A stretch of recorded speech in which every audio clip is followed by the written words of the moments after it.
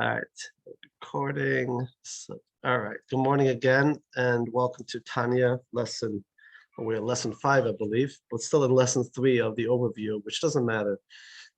As we said, these teachings is not about to conquer a topic. These are life teachings, and these are teachings that we think about and meditate on a daily basis. So, quick recap. We open up with the book of Tanya. We'll give the overview on the history of the Tanya, the author of the Tanya. He introduced the concept of the different categories of people that Tanya brings out. The Torah mentions there is the tzaddik, there is a person who has no struggles in life. He's completely a saint. He has no evil inclination. He has eradicated his evil inclination completely. And we talk about the opposite, a person who's completely hijacked by his evil inclination and his godly soul is in exile. And then we talked about the person who is in between, who we call the Beinoni, which is the hero of the Tanya. And he's the one that he or she that has to conquer, that has to control, and always make sure that yes, I have an animal soul, I have an evil inclination, but I must make sure that we control that the inner faculties, my inner urges, don't come out in actuality. That's what people like to say, that Judaism is a action-oriented religion, right? First of all, Judaism is not a religion. I said that in the other class, I believe. Religion, by definition, means I have to believe in something to belong to a certain religion. In Judaism, you don't have to believe to be a Jew. The fact you're born a Jew or converted as a Jew, you're a Jew, you're a Jew, you're a Jew. Which is the power of, it's not what I feel or what I believe, it's really who I am. With that, we understand that when we say action-oriented, it's also not so important what who am I on the inside. In other words, that should not define my being, because we all have inner struggles, and if we constantly were going to mark ourselves based on who I am on the inside, it creates a lot of issues. It doesn't give us strong motivation, because we all are born not only with a godly soul but also with the animal soul. Hence the idea is that really first recognize who you are, understand who you are, your makeup, your soul DNA, and then once you understand that, know what is now you know what the issue is, you know what your makeup is. Now you know how to deal with the issues. Now the issues are looked at differently. They're not looked at that there's a certain expectation of me that I have to be a tzaddik, but rather God understands the struggle, and he actually cherishes that you will take and fight the struggle, even within the struggle, even if you fall down. God has that nachas, in a sense, which is, when you, just like a child, you have a child who's gifted, who is perfect, and you have a lot of nachas. But a child who struggles but works hard, the nachas is deeper, because you see how much they overcame their inner struggles.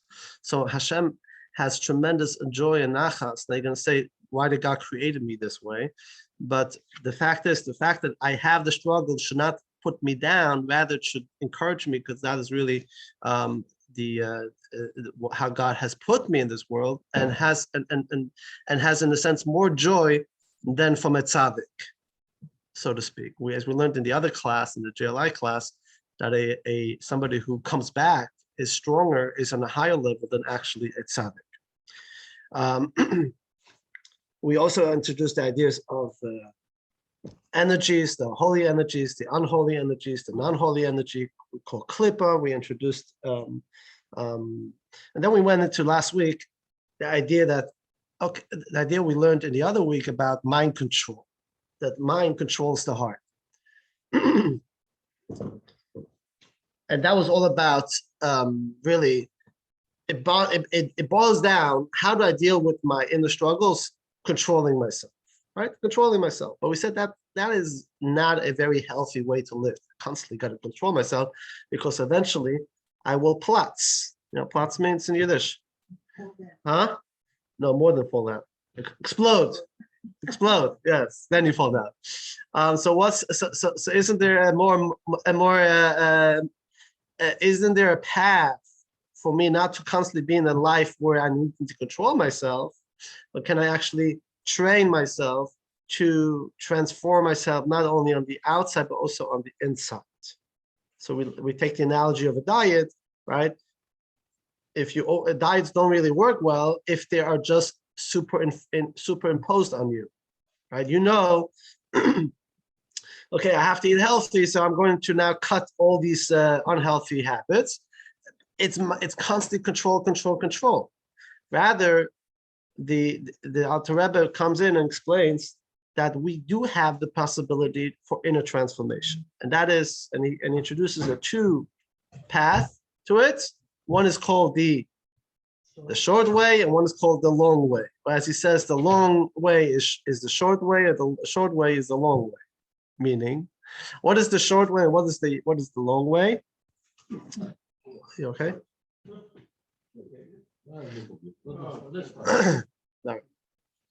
So the short way is based. Let's start with the long way. The long way he actually explains in just 2 chapters. Mitzvah, you okay? Okay. Just take a seat. Relax.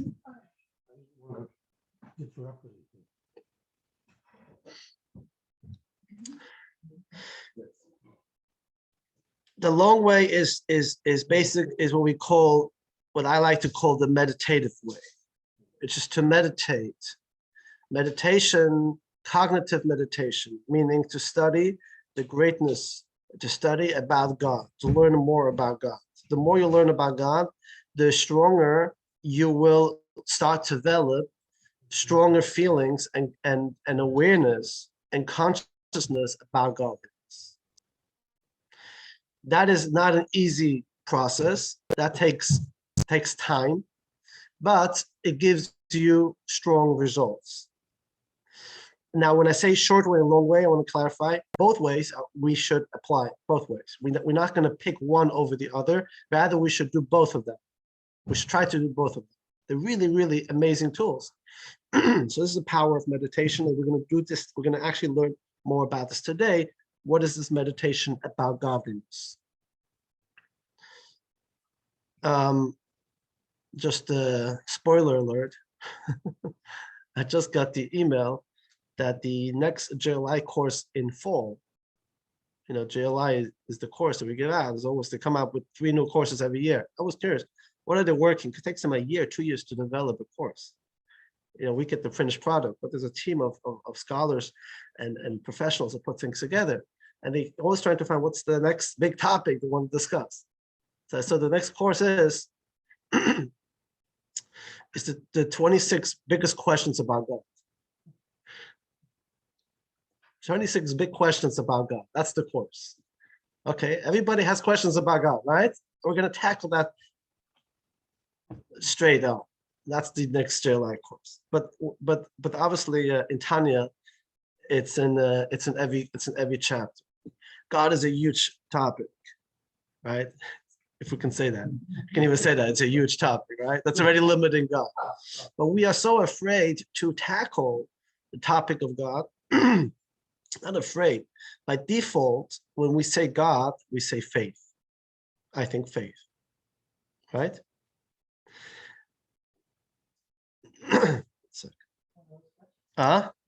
It's one of those questions. I need to just change here the setting on something. Okay. There we go.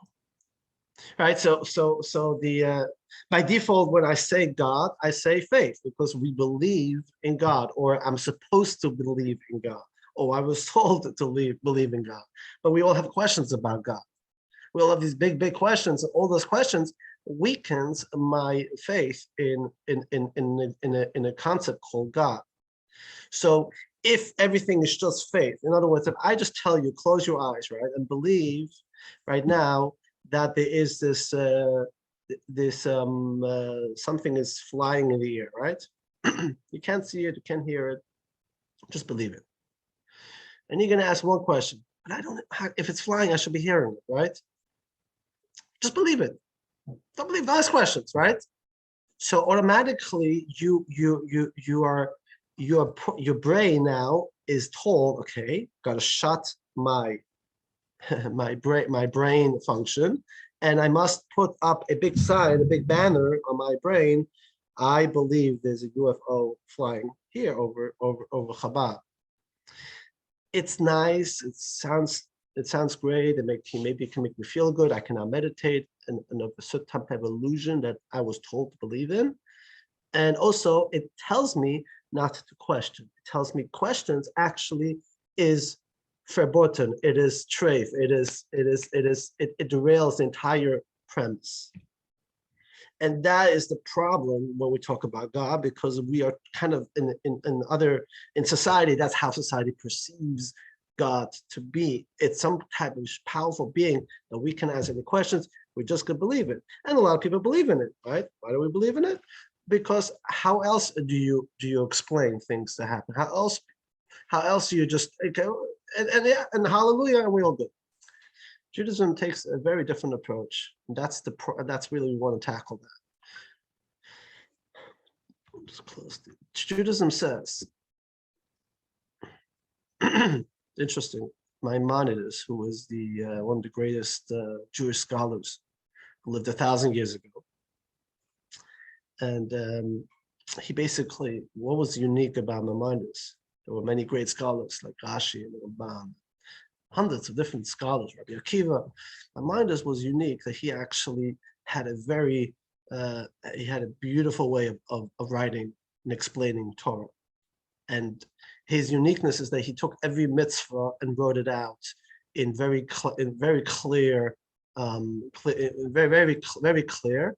Plus, Maimonides was a rationalist. He was a philosopher and he was a rationalist. He was a physician by profession. He was a physician. He was a physician to the Sultan, the Turkish Sultan.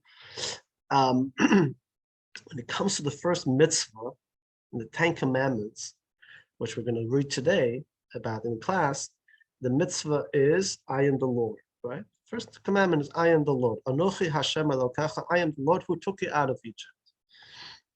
So what's the mitzvah? I am the Lord. The mitzvah is to believe in God, right? To believe in God. I am the Lord. Believe in one God. He writes there, the mitzvah is not, he doesn't say not, but he writes not, he doesn't write the word to believe in God. He writes in Hebrew, Leda Sheyesham Elokah, which means the mitzvah is to know that there is a God. There's a difference between believing and knowing. Knowing means that I actually understand. Actually, I study it. The story, the Alter Rebbe actually, the Alter Rebbe was a Litvak. You know what Litvak is? What's a Litvak? Somebody from Lithuania. Yes, actually, my last name is Litvak, my grandmother. Yes. Actually, they called the Alter Rebbe, they actually called it the Litvak. If you know the history, 300 years ago, there was a big debate amongst the Litvaks and the Hasidim. Specifically in regards, how much do you study about God? The Litvaks are very, very rational people, and they were focused more on the legal studies of Torah, like we do in the class on tomorrow, right? Like the Talmud and stuff, but less onto the esoteric, onto the mystical part of Torah. It was more reserved for the very learned one. It shouldn't have been. And the Alter Rebbe was intrigued because he grew up as a Litvak. He was intrigued to go to learn. So he had a choice. There was two big yeshivas at the time. two big academies. The one academy was of the Vilna Gaon. Times of the Vilna Gaon was in Vilna. Vilna was the seat of the Litvaks, it was the headquarters. Or it was just the beginning of the movement, the Hasidic movement, led by the Baal Shem Tov, and then his predecessor, the Maggid, the Dov Ber of Mezrich, which was a little town called Mezrich. And he decided, and his father and his parents and his whole family was very against it. He said, I'm going to go to Mezrich. And Mezrich had the yeshiva, they learned Talmud, they also learned the teachings of Kabbalah and mysticism. So when he came back, 2 years later, he came back. So his father says, so what did you learn in Mezrich? What did you learn there? Let's hear something. What did you learn? And he said, I learned that there's a God in the world. His father, really? That's what you learned? He said, 1 second. Ivan, he calls Ivan. He was a simple peasant. Right? There's some Jewish peasant on the farm. Come. Says, what? Tell me, do you believe in God? He says, yeah, of course. So his father told him, Shazam, Ivan believes in God, Moses, and you went to Mezrich for 2 years to come back to say that there's a God in the world. The Alter Rebbe said, humbly, he says there's a God. I know there's a God. This is coming completely out of humility, not out of, I know better. But this is really a core concept, which we're going to see today more, that the idea is we need to understand what God is, or more importantly, what God is not. And how we all in this whole picture of the universe and the creation and our interaction in every moment and birth and death, what is all the meaning and purpose of it? It only comes in the context of we got to start with God. That's the long way. That's the long way. That's the meditation of Shema, which we're going to see soon. The short way we learned last week is that every Jew is born with an inner love to God, regardless. That is like in our DNA, there's an organic love that we love Hashem. And the times we learned when that connection to God is challenged, it comes to the forefront, even without much preparation or with no preparation at all. Just like we call the adrenaline powers, right? These powers that we have within us, we don't even know we have them, but when it comes to a certain situation in life, boom, they spring up. So if we can train ourselves to understand that we're going to learn more about it today, the concept of a mitzvah and the concept of connection to Hashem, when that gets challenged, we have that inner love in Hashem that I can awaken from within that will help me develop more of an ongoing love for Hashem. When I say ongoing, it should be more conscious. And let's get into this. So I'll take a quick detour to Shavuos, and then we'll go into the text, today's text. I want to get to the 10 Commandments, which is going to be the main text of today in Tanya. Clear till now? Everything is clear? Shavuos is a holiday that it doesn't get as much attention like the other holidays, right? We have Hanukkah, we have Purim, we have Rosh Hashanah, Yom Kippur, Pesach, all the difficult holidays we know. The easy holidays we're not so familiar with. Pesach is a difficult holiday. You have to clean your whole house. There should be no bread, no chametz, nothing. Then you have to the whole Seder. Yom Kippur, you got to fast. Rosh Hashanah, you got to be in shul, listen to shofar. Shavuos is a very it's just 1 day or 2 days, and really there is no unique mitzvah connected to the holiday. There's no unique ritual, from a biblical perspective, post-temple times, that is connected to the holiday of Shavuos. And so the custom of Shavuos is to get together, hear the 10 Commandments, which is a short reading, and then to celebrate with some great dairy delicacies, cheesecakes and blintzes and all the good stuff. That's the body of Shavuos. What's the soul of Shavuos? What's the meaning behind? So the word Shavuos means in Hebrew weeks, like Shavua Tov, right, which means a good week. Shavuos is weeks in plural. The Torah tells us that the day after Pesach, we have a mitzvah to count 7 weeks. It's called the counting of the Omer, which we talked about in the other class. And 7 weeks, after 7 weeks, you should bring a special offering in the temple from the new grain, and the farmers will bring the first fruits. And and every Jew over the age of every man who was obligated in mitzvahs has to go and do a pilgrimage to Jerusalem. It has to be in the temple 3 times a year. Every male had the obligation to be. Female were allowed to come, but wasn't an obligation. Obligation was 3 times a year, on Pesach, Shavuos, and Sukkot. That was back then. What's the uniqueness about Shavuos? It's a historical, very powerful, the most powerful day in our history, because where Pesach we became released from Egypt. 7 days later we were going through the sea, and then 7 weeks after leaving Egypt, the Jewish people found themselves at Mount Sinai, in the Sinai desert. And on the 49th day, the 50th day after Pesach, we received the 10 Commandments on the mountain. And the first word in the 10 Commandments, first verse in the 10 Commandments is not, I am the Lord, by the way. It's not. If you open up the book, the first verse, how the 10 Commandments begin, is Vayedaber Hashem el Moshe Levi. And Hashem spoke to Moshe to say. That's the first verse. Then it says, I am the Lord. But Vayedaber Hashem el Moshe, and Hashem said to Moshe to say. Now God spoke to all the people, not just to Moshe. And what is Moshe's, what's the instruction to say? To say to who? He's talking to all the Jews right there. So the Talmud says that the words of the 10 Commandments are continuously being said and told every single day or from generation to generation. And especially on Shavuot, we have a obligation to come and to reimagine that we are standing at Sinai, we're listening to the 10 Commandments, we are re-energizing ourselves, we're getting this energy from Hashem of the Torah, the power of Torah. So that's the reason we come to Shul and listen to the 10 Commandments. Who was at the mountain?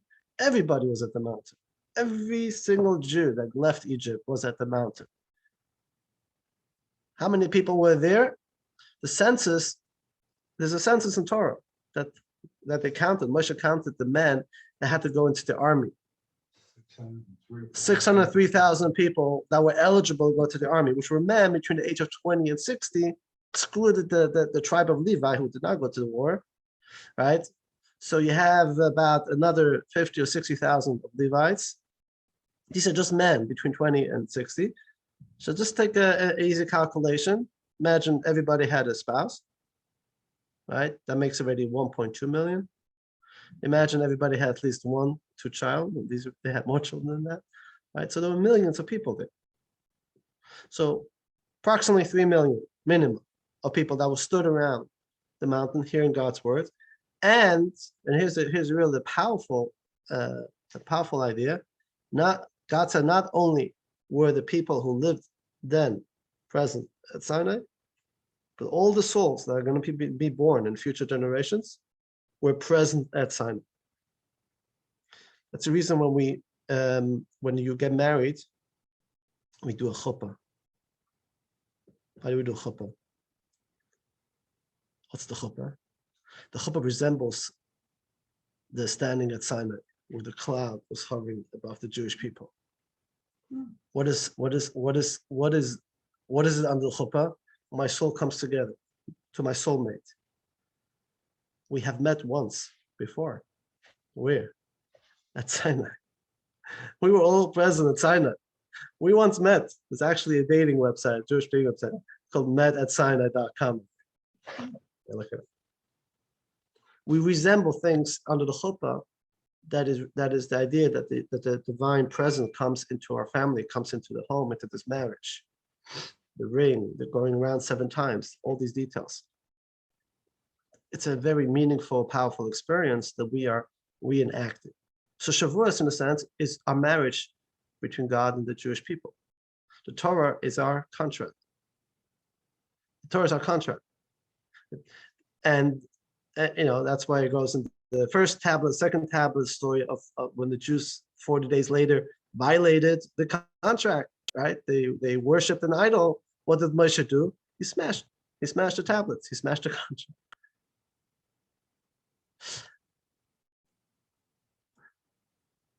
All right. Just a few small details, and we're going to learn more on Shavuos. Just one thing, those who don't know, that God told the Jewish people, "I'll give you the Torah in the morning, the greatest gift." The Jewish people all went to sleep, and in the morning, God says, "Where's everybody? Everyone's sleeping." He had to wake them up, so to speak.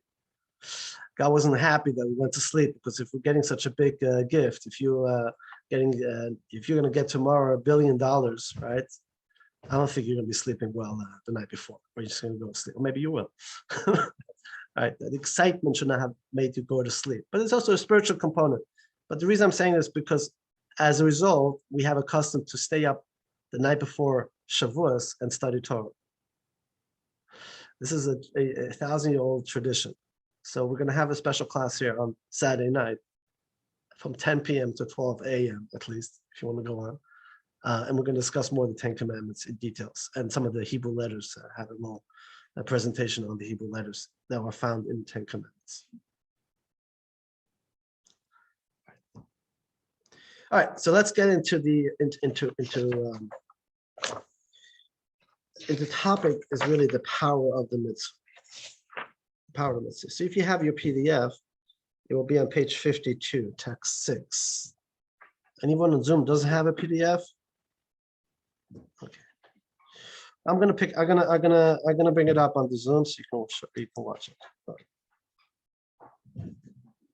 Do we have an extra copy for you? Here.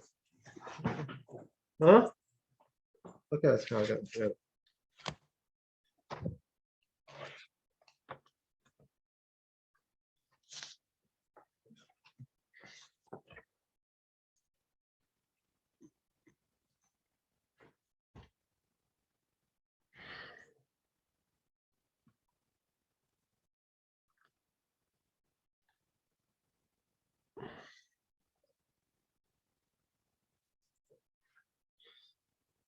Okay, let's bring this up here onto the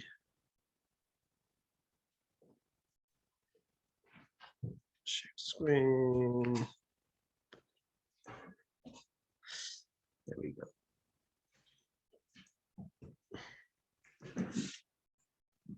Oh yeah, and Zoom, can you see the PDF? Yep. I have a question. Yeah. What are the first tablets made of precious stone, and the second tablets made of just regular stone? They're both made out of precious stone, but they were chiseled differently.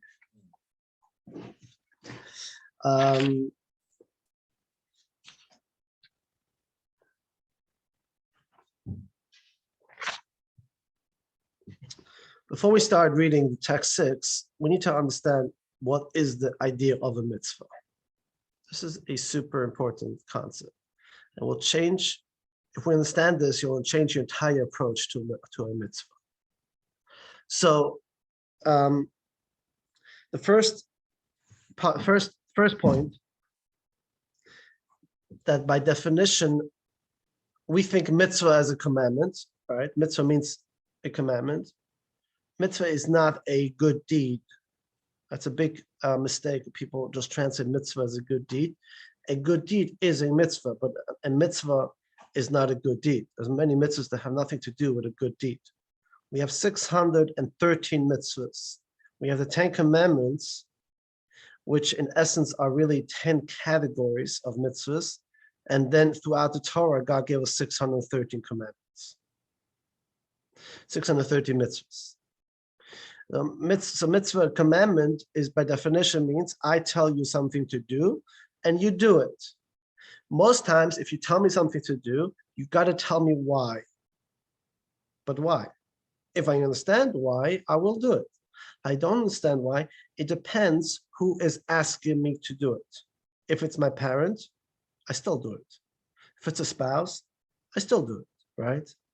If it's somebody, stranger or somebody I have no much relationship, says, hey, pay the government $1,000. Well, why should I do that, right? So they're not giving me the reason. So we have mitzvahs that have reasons to it. Our mitzvahs have no reasons to it. For the sake of this approach, we're going to take now the idea that every mitzvah has a reason, or every mitzvah has no reason. Imagine every mitzvah has no reason, no logic to it. I'm just telling you to do it. All right. So what's the point? Then what's the point of doing the mitzvah? Because a mitzvah, just like in a relationship, to do something for your spouse that he or she asks you to do is an affirmation of my love and connection to that person. Mitzvah, by definition, is an affirmation of my connection to God. What type of affirmation? Not just affirmation to God, but more than that, affirmation to the oneness of God. What does it mean, oneness of God? And before I answer that, the flip side, when I do a mitzvah, there's 630 mitzvahs, right? But they're not 613 positive mitzvahs. There are 248 positive commandments, positive mitzvahs, and there are 365 negative, meaning don't do that. Prohibitions. I don't want you to now get sidetracked about the amounts. Doesn't matter. For now, by definition, every positive mitzvah is my affirmation in the oneness of godliness. I am basically affirming that God exists, that there is one God. And we'll explain soon why. And on the flip side, the Tanya says in chapter 20, that's if I do a prohibition, if I do something that I was told not to do, God forbid, I am denying, that is an expression of my denial in God's existence. Or I'm violating a connection, a relationship. Those are the two points. Yes or no, connecting or disconnection. That is the two first commandments of the 10 Commandments. What is the first commandment? I am the Lord, the affirmation. The second commandment is don't worship any other gods. Right? If I have one, why do I need a second? If I believe in one God, must I be told not to worship any other gods? In a sense, it's the flip side of it. But the answer is that every mitzvah of the 613 commandments either fall in category 1 or fall in category 2. Which means if I light the Shabbos candles, which is a mitzvah, right? By me fulfilling the mitzvah, which is mitzvah, let's say number 425, I am also fulfilling the first commandment. Because my affirmation is by lighting the candles, I am also expressing my belief in one God. And he says here in text 6, look, let's read text 6. The first two commandments in the Decalogue, I am the Lord your God, and you shall have no other gods, comprise the entire Torah. The commandment, I am God, contains all the 248 positive precepts, while the commandment, you shall have no other gods, contains all the 365 prohibitive commandments. It's a pretty heavy concept, right? So, and understand that, let's get a little bit more lofty. Look at text 7. etc. And just as God was one alone, single and unique before the worlds were created, so is he one alone, single and unique after he created them, because all is at naught beside him, as if absolutely non-existent. What does that mean? Okay. In text 6, we said, what is it? I am God. What does I am God mean? I am God means there's no other gods. There's one God, right? Shema Yisrael, listen, Israel, God is one. Meaning there's one God, there's no other gods. Is that something that I need to repeat day after day? Shema, close my eyes, meditate. There's only one God, there is no other gods. It's pretty basics, right? Of course, there's no, if I say one God, there's no other gods. Comes Tanya and Kabbalah says, no, that's not what it's all about. That's basics. That's for sure. Not that we have to express that there is only one God, but much, much more importantly, that everything in this world, everything in existence is really God. It's not about one God, but it's about the oneness of God. What does that mean, the oneness of God?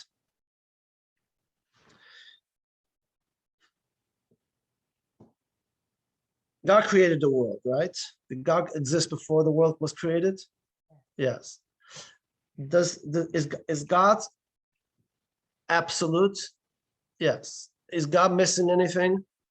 No. Is God missing anything? No. Can there be changes in God?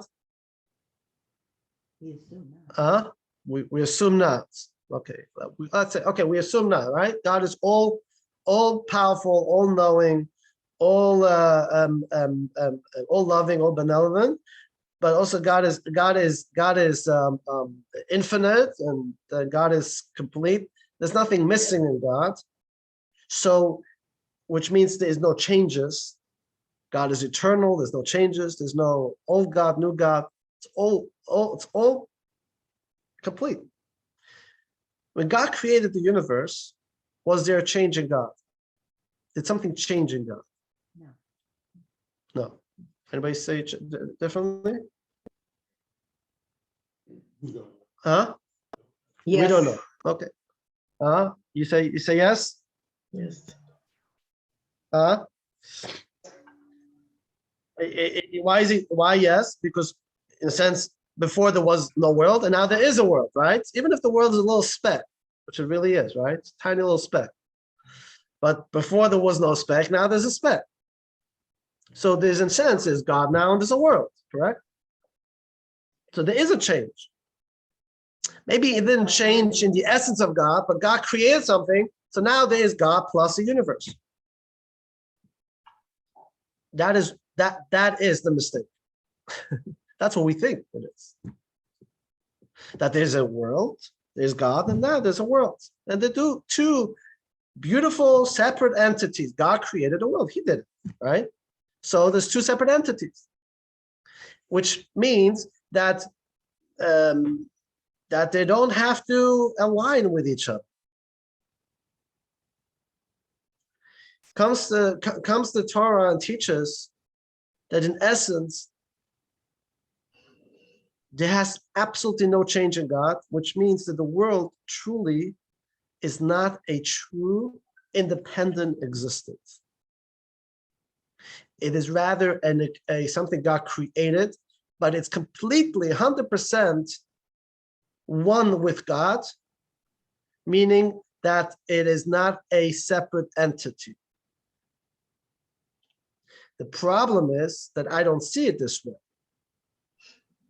The problem is, you know why you don't see it this way? Because God made it that I should not see it this way. God present is not felt in the universe. It's not seen. It's not visible. So where's God? He's everywhere. So God hid himself, so to speak, in the universe. True? He hid himself.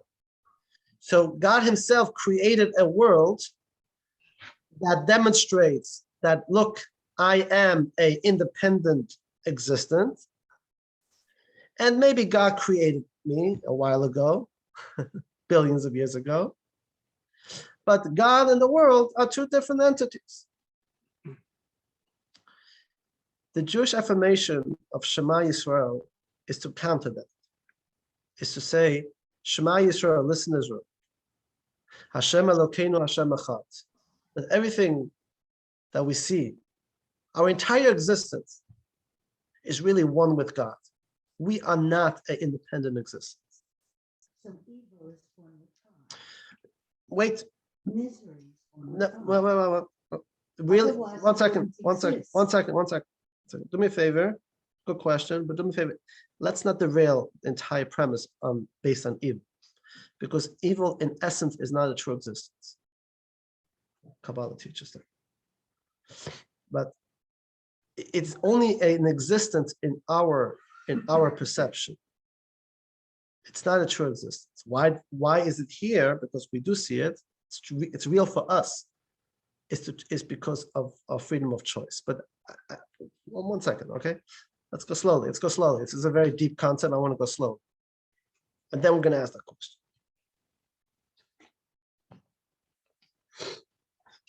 Why did God hide himself from this world? Why can God make us, okay, God, create a world, right?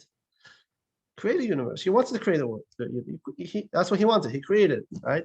And he created us. But why did he have to hide himself? Because we would depend on him. Part of the game, hide and seek. Part of the game, hide and seek. Huh? Because he's too powerful. He's too powerful. We have to learn how to find him in every single aspect of our life. Very good. Very good. What Because did she say? she said we need to learn how to find him. We need to learn how to appreciate him by exposing the truth that God is really everywhere. In other words, it's not, if God would have been revealed in an open way, then we would be completely absorbed in God's presence. There would be no relationship. We'll be completely, if you see an open miracle every single moment, you have no questions. There's no battle. There's no relationship. It's just I'm completely absorbed and melted in your presence. So God hid, so to speak, his presence. Hid doesn't mean he's not here. He's here, but we don't see him. In order for us to have the ability to connect, the ability to proclaim and to understand that what is the truth here? It's not what I see, the physical. That's just a creation of God, but it's not God himself. But in essence, God is everywhere. And by me exposing that truth, it connects me to God. Now, let's read text 7 again, and then we're going to go slowly. See, that what's unfair in this class is that this is a 15 or 20 chapters of Tanya that I'm supposed to give you an overview. So those who learned Tanya the last 5 years have a much deeper understanding. But that's where you get the book and you go through it again. All right, text 7. Just as God was one alone, single and unique before the worlds were created, so is he one alone, single, unique after he created them, because all is not besides him, as if absolutely non-existent. So with that, it's a very powerful statement, and that takes meditation. That is really what the word echad in Shema means. Echad means oneness. You see, people saying Shema is a declaration of our faith that there's one God. Then the grammar in Hebrew doesn't make any sense. Because one God, if you want to say God is the only God in Hebrew, it should have said Shema Yisrael, Hashem Elokeinu, Hashem Yachid. Yachid in Hebrew means the only one. Echad, everybody knows what echad means. It means one, right? And then what's after one? Echad, shtayim, shalosh, right?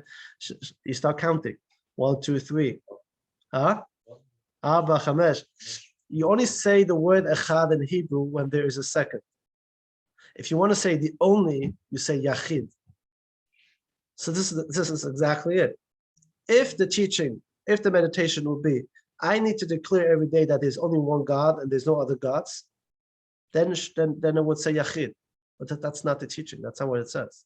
Rather, I live in a world of dualities. I see there's a world, there's people, animals, there's all these different existence, right? 1, 2, 3, 4 millions of different existence. But from all those existence, everything is really echad, everything is really one.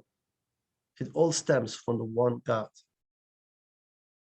So it's much more deeper, much more powerful, and much more a concrete concept, because it is not just, okay, God is one, there's only one God, but if I look at this table, look at the person, can I find and see the oneness of God that's within it? Because without God, the God that's within it, it wouldn't exist. That takes meditation. That's not so simple. That's a perspective. Now, what does it all have to do with the long and short way?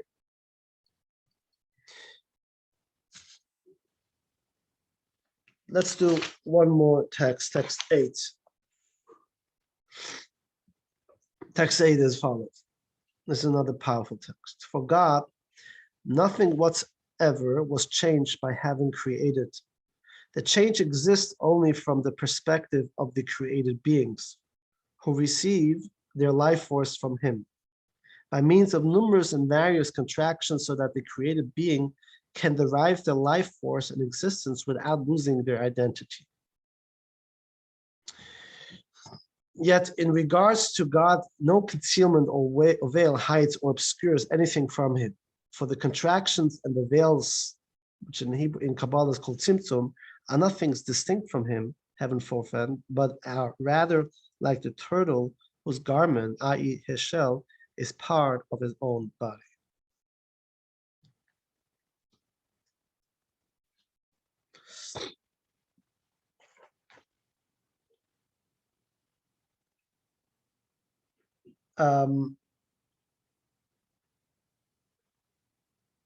Did you read this text?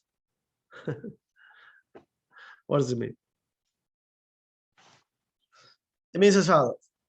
He's talking about contractions and life force. What's going on over here? So in a nutshell, I said earlier, if God's presence would have been open, we would just melt in his presence. In a sense, we wouldn't even have the ability to exist. When God created the world, what was the beginning of the creation? What does it say? The world was in a state of tohu and voh, which just means complete chaos. Right? Complete chaos. It was tohu and voh, it was chaos. Chaos of what? And then God says, let there be light, right? First thing, let there be light. Huh? That's where you come in. Yeah, electrician. Huh? And how does the joke go? There was a lawyer, an engineer, an electrician. They're debating whose profession came first, right? And the engineer says, God engineered the world. And the electrician says, but God created light first. And the lawyer says, and who created the chaos? So what's this chaos? I'm very tempted to go into this, but it's going to take time. So I'll say it in a nutshell. God is referred to as the infinite light, or Ein Sof. For something that's infinite to create a world that's finite is a contradiction. Is a contradiction, because within infinity there cannot be anything that's limited. So that's, if we want to go very technical, how did God create a world that is limited by nature? It's limited. I mean, it's as vast as the universe is. It's limited. It's form. There's limits. For that, God had to call in Kabbalah. God created what's called tzimtzum. Tzimtzum means a contraction of his light, or he put the veil around his light. right? You put a veil, you have a very powerful light bulb that's very strong, but you put around the casing around it, then people can enjoy it. If you take the casing off, people can enjoy it. Or if it's too hot, like the sun has a certain filter around it, right? If the filter is, if there won't be any layers protecting us from the sun, we would just melt and completely be gone. So God had to create certain filters, so to speak, to contract. When we say filters, it's important to understand it doesn't change the light itself. The source of light doesn't change. It's for the filters are put in place for the recipient to receive some type of light that is geared or that is packaged for them to be able to absorb. Right? When we teach, actually, we all have to do a tzimtzum process. Because when you teach or when you talk to somebody else, your brain is maybe that big, but now you got to package it, you got to filter to communicate to somebody else that they can absorb at least something you're trying to share with them. But in a sense, we are creating God's image. We all constantly also operate this way. That's called tzimtzum. In Kabbalah, there was something called the Big Bang. The Big Bang. Yeah, it's called the Big Bang. What was it? It's called Shviras HaKelim, meaning there was in the process. I don't know if it was a false attempt, but there was a purpose for it. Where imagine you put too much heat in a glass, right? The glass breaks, floats. There wasn't some type of cosmic spiritual explosion in the process of creation,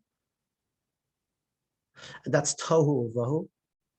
That was the chaos, and out of the chaos, God created the light, but the light was not the sun, by the way, because the sun was created on day 4 of creation. Now, fascinating to understand creation. If you go into 6-day creation, everybody says, 6-day creation, it sounds like so, like God, 6 days. What is that all about? But if we learn the Genesis, what God created every day, and then I'll try to understand it on what Kabbalah teaches behind it, what was created, how it was created, it all goes into this whole mosaic of oneness and how God made this world into being. Okay, that was in a nutshell. Let's go back to Tanya. And in Tanya, we learned this. Actually, this whole concept, by the way, this whole topic is not really explained in Tanya at length in the first book of Tanya. It mentions it within the 20 or 15 chapters, but the second volume of Tanya is a whole second volume. The whole book that you have is volume 1. The second volume only talks about this concept, about the oneness of God.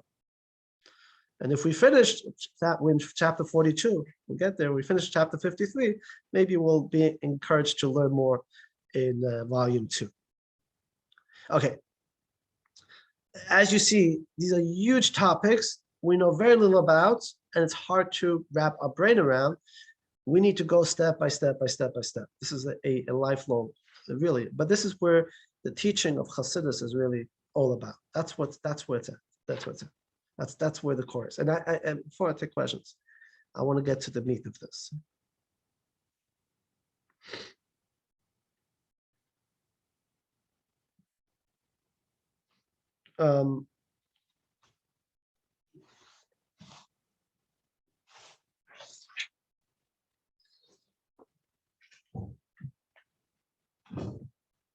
We talked about energies, right? Holy energies and unholy energies. Yeah, a little bit what you asked about evil. What is holy energy? What is Kedusha? Energy that is completely dedicated or transparent, that it's connected to its creator, to God. Right?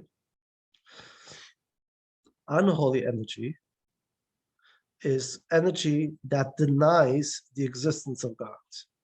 By definition, it denies the existence of God. So you can, and then we talked about mundane ideas, right? Mundane stuff. Cup of water. The cup of water can either be elevated into a holy energy, meaning that I make a blessing. My consciousness of drinking this water is for a better purpose.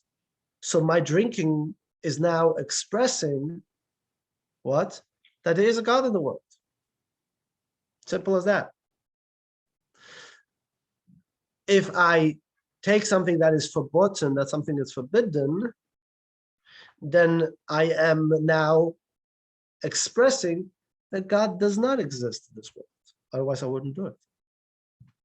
So every experience I do can either, in a sense, be an affirmation that God is one, that God is really everything in this world, or it can be the opposite, that I'm making a declaration that maybe God exists, but there's other God called me, called my ego, which means that every mitzvah is either a mitzvah of the first commandment expression earlier, I am connecting to God, or if I do something that is forbidden, as we're going to see the text, it is akin to idol worship. What is idol worship? Idol worship means that I believe that there's another God. There's other forces besides God.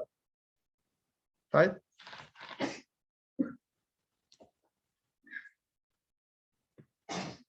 Yeah. Let's do text 9.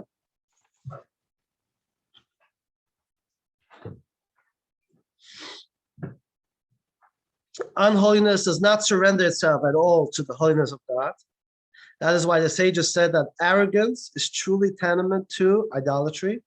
For the essence and root of idolatry is the notion that something can be an entity independent and separate from the holiness of God. Thus, idolatry does not necessarily imply an outright denial of God, but rather a denial of God's true oneness, that is nothing separate from him. So, which means idolatry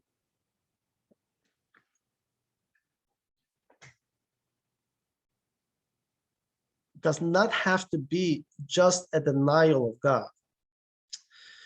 It sounds very, to most Jews, they don't worship idolatry, right? We don't worship other gods. We have Hashem, we don't have to worship other gods. It's kind of a given. But something that we don't are conscious of is, am I living my life in this moment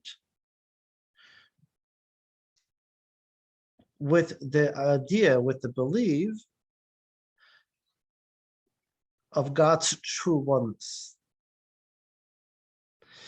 If you believe that everything in this world is God and nothing else really, really, really exists outside of God, meaning they cannot exist outside of God, as we learn in Tanya why that is so, but there's no true independent existence, then when I have a moment where I'm arrogant, for example, right?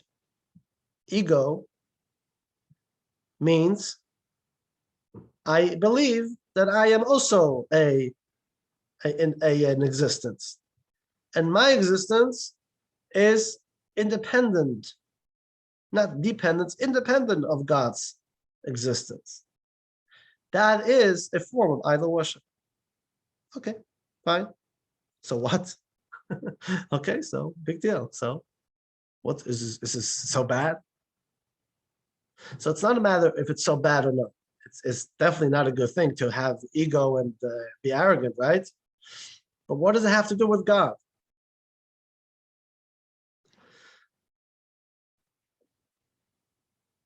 Let's go back to the mitzvah to answer that question. What is a mitzvah?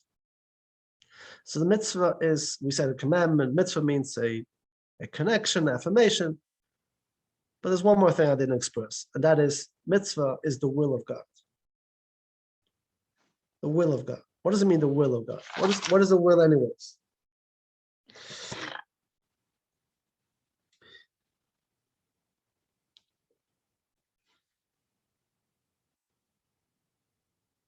you set your alarm clock at night, right? Why do you set your alarm clock at night? So you can get up on time, right? Why do you get up on time? So you can go to work. Why do you go to work? So you can earn money. Why do you earn money? So you can support your family, right? Why do you have to support your family? Why do you want to support your family? Because you're responsible. Because you care about them. You care about them. Why do you care about them? Because you love them. Why do you love them? Because you do. No explanation. No explanation, right? That's who you are. That's your will. You see, we make a lot of things to get us to our innermost will. What's our innermost will? Our innermost will is to take care of our family. I love my family. So for that, I have to set my alarm clock. I gotta go to work, gotta earn the money, gotta do that, I got that, until I get to where, but everything before that, I have a reason for it. I have a clear reason. But setting the alarm clock is not the will. It's not the innermost will. It's just a path to get me to my innermost will, to take care of my family.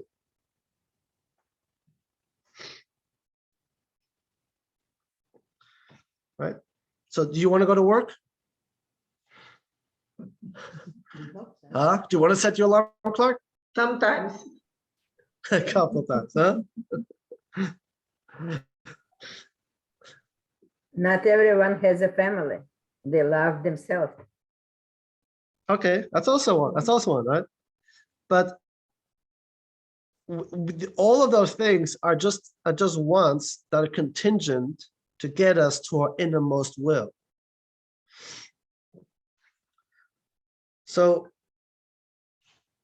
God wants there to be a world, right? Why does he want a world? Why does God want a world? Anybody? Huh? He was alone. No. How can he be alone? In other words, alone, if he was alone and he needed a companionship, that means he was missing something. He listening and watching our emotions. That's why he created a world. He Yeah, not to get bored not as and make this world beautiful for him. I guess that's what it is. We have to do the right thing, and God give us he's actually take caring right way of Jewish people. That's what I realized from this lesson. You do the right thing, and like Americans saying, you what goes around, what comes around goes around, or backwards. again. So why does he want a world? Because he wants people. All right. Why does he want people? Because he wants. Why did God create mountains? Why did God create the whole universe? One is perfect and he is one. Yeah. So why did he do it? You want to do something similar to him. Human We don't know. the desire. He And wants we us never know. explore. It's a good question. He wants us to explore what? The good things, the good things. Oh. He's teaching us to do the right and good things, the mitzvahs. He's teaching us to be good to him, to us, to each other. So God He says wants somebody knows him. he wants somebody to know him. Yeah. How? Okay. So Through us, through each other. basically, which basically what he always saying is that God wanted to create a world. It's like setting the alarm clock, right? For something else, for another purpose, for the other purpose. What is it? So he said, God says why he created the world. He created the world so we can do mitzvahs in the world. Without the world, I can't perform a mitzvah. So, which, Why should he care about that? huh? Because he wants to. Does it mean he has ego? Huh? Does it mean he has ego? Agwer? Ego. Ego. Ego. Ego. No. My point is here as follows. There is the innermost will, just like in human, the innermost will is not a rational idea. It is a power from within that I desire. So you attribute that human emotion to Hashem. We were created in God's image. The power of will. So in other words, here's what the Zohar says, quote from the Zohar. God had a desire to create the universe. God had a desire to create the universe. Why? What is the desire? What is the desire? So we can perform mitzvahs. God has a desire for mitzvahs. Okay. But is there a rationale? In other words, is there a reason that God needed to have this desire? And the answer is, when it comes to a desire, there is no need for a reason. I just have a desire. Just like I said earlier about. That's a human attribute. Yeah. So what? So. But you're attributing human Correct. attributes to Hashem. We can. Hashem is complete Mhm. and Yeah. one. And why would there be any desire? I'm not for attributing it to. It's not a human attribute. Let me answer this question and flip it around. Do you know why it's a human attribute? Because it's a godly attribute. And God created us in his image. So the fact that we have such an attribute is because God has such an attribute. And makes me understand, like a concept within godliness, that I can reflect from how we operate. The prophet tells us, from my flesh, I can understand God. From the way we operate, the way we think, the way we have the desires, I can learn more about God. Doesn't mean I'll understand everything. The point here is I'm trying to understand what is taught to me on my level. God taught us in the Torah concepts, and God says, I have a desire to have a world. Why? Because I like to have the concept of a mitzvah. I want that people can do a mitzvah. That's my desire. Which means that if I perform a mitzvah, I am fulfilling God's innermost desire. Without my mitzvah, the whole process of God creating the world is lacking its ultimate purpose. It's a huge idea. But now, slowly, we understand that a mitzvah is not only just a connection or tikkun olam, to fix in the world, make the world a better place, which of course it is. But the essence of the mitzvah is that it's my ability to fulfill God's innermost desire. And when I fulfill God's innermost desire, it connects me to God's essence of what it is. It's like the family idea, right? The work and the money, it's all about not what I want, it's all because I care deeply for my family. And these are the tools that gives me the ability to express my will and desire and my love for my family. So when I perform a mitzvah, I am fulfilling and I'm connecting to God's innermost will in the most powerful way. And on the flip side, if I violate the mitzvah, then I am disconnecting myself in a very powerful way at that moment from God and the whole purpose of creation. Let's read text 10. I didn't make this up. Let's read text 10. The mitzvot constitutes God's innermost will and his true desire. The very life and sustenance of all the worlds is contingent upon the performance of the mitzvot. In this way, the limbs of the human body that perform a mitzvah become an actual vehicle for the divine will. In text 11, the exact opposite is So regarding the 365 prohibitions stated in the Torah and all of the rabbinical prohibitions, since they are contrary to God's will and wisdom, they represent total and complete separation from his unity and oneness. So too, the three garments of a Jew's animal soul that are invested in the 365 Torah prohibitions, any of the rabbinic injunctions, as well as the animal soul itself, which is clothed in his garments, they all become complete, united with the unholiness of idolatry. Because every mitzvah, every prohibition is, again, it's like in the relation with a spouse, right? If you do what the spouse wants, you connect to the spouse. It's the will of the spouse. She wants you to take out the garbage. You don't want it. You're not interested, right? But you doing it despitely is what? You are connecting to the innermost will of your spouse. That's an expression of deep love. If you do something that goes against the will and desire of your spouse, you're violating the relationship. It's not about the garbage, right? You say, no, I'm not doing it, right? You're not doing it. Then it's not about the garbage that is the problem here, right? You come to the marriage counselor. What? She said take out the garbage. Why? It's not garbage day, right? Obviously, it's a deeper problem here, right? It's always like that. It's always like that. People like to focus on the garbage, but they don't. There's a deeper problem, right? Huh? I can say, oh, we got divorced. What's the joke? We got divorced because of religion, right? Because of religion, really no. The religion was the problem.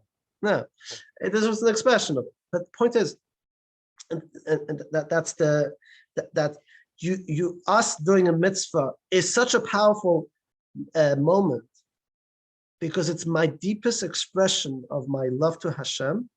It's my closest, and not only because I like to do the mitzvah, because God wants me to do the mitzvah. Which means really, there's no difference what type of mitzvah it is. There's no difference if it's the garbage or if it's building the house or buying the grocery. It doesn't matter if it's Rosh Hashanah, Yom Kippur, or Tefillin. Every mitzvah is unique by definition that it connects me to God. And every transgression disconnects me. It's a violation. It's like worshiping idols because I say, there's no spouse here. There's no God here. Otherwise, I wouldn't do it. Right? Text 12. It's late. In truth, even he who commits a minor sin transgresses the divine will and is completely separated from God's unity and oneness at the time he commits transgression. And in text 13, this is all the short way. If you just think, we take this idea, this meditation of today, this teaching of today, right? That every mitzvah connects, every sin disconnects me for that moment or that time, right? It's an easy motivator to always try to do what God wants me to do. But that's the short way. It's a short way. I mean, the concept of learning about God is the long way. But just the idea, mitzvah connection, avera disconnection, that's the short way because that's a trigger how it keeps me in check. I don't want to be disconnected from. Think about again in a relationship with a spouse, right? The long way is that we need to work on our love. We need to work on our relation, understand each other. The short way is there's the do's and there's the don'ts, right? You know, there are certain things in a marriage you just don't do because that will translate as a violation of the marriage. Text 13.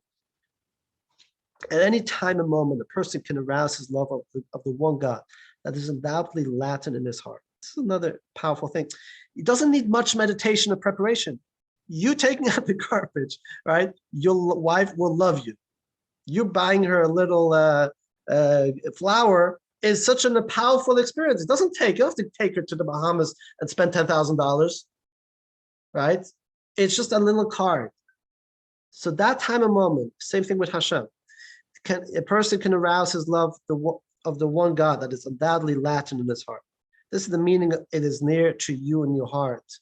This love also contains an aspect of fear That is, the dread of being separated from God's unity and oneness, even if it means sacrificing his life without any reason or logic, but purely out of one's godly nature.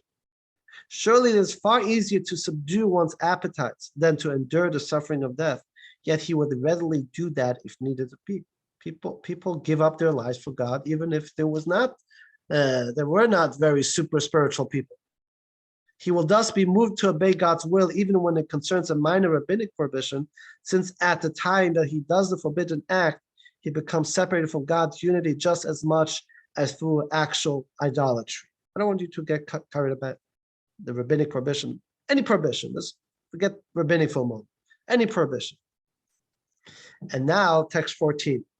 Likewise, in the category of doing good, he will be able to strengthen himself like a lion with might and determination of heart against the evil nature which weighs down his body. It is very easy for a person to resist and subjugate his nature when he considers that doing so is much less painful than enduring the pangs of death. May God preserve us. If he would lovingly and willingly have accepted the pain of death, may God preserve us, as not to be separated from God's unity and oneness, even for a moment, by an act of idolatry, God forbid. Certainly then, he ought to lovingly and willingly accept any inconvenience or burden in order to bind himself to God with an eternal bond. So just if you are ready to die as a Jew, right? If Israel's at war, I'm ready to go to Israel and fight, right? And put my life in front, right? You hear people say that, right? Or somebody calls you dirty Jew and you'll scream and you protest. But till now, you hid your Jewish identity. You will never show that you're a Jew. But if something triggers that talks to your core, you're right there. You're even willing to endure pain because your identity or your connection that is deep inside of you has been challenged. If you take this big idea that is pretty much universal to every Jew, right? That there's a certain deep inside pride and commitment as a Jew, no matter what type of observance or belief I have, and translate that big idea into the minor ideas, that every mitzvah is really the same concept. Or me doing something that goes against God's will is the same thing than somebody challenging my entire Jewish identity. I'm willing to make that commitment. So putting on tefillin, for example, is not something I need to first understand, okay, when I have time, when it's convenient, right? I'm not in the mood. Putting on tefillin is what God wants me to right now. I'm running, I'm excited to do that. And if I don't do it, I'm actually violating a connection that goes to the core of who I am. All right, you got a lot of information today. We went way over time. If you really want to learn this deeper, go back in the book and read from chapter 20 to 25. Next week, we are going to go into what we call the joy rites. We're going to go into how do we deal with the depression and sadness and joy with all these teachings that we learned till now, and make it a great week. See you on Shavuos. Rabbi, thank you very much. Thank you for making us better people. You're welcome. And Better Jew. Well, yes, better Jew, better people. Thank you, Rabbi. You have a wonderful day. Thank And you, thank you, Rabbi. everybody. Thank you, Rabbi. Thank very you. good seeing you, friend. Thank you, Rabbi. We all waited for you to make a second coming.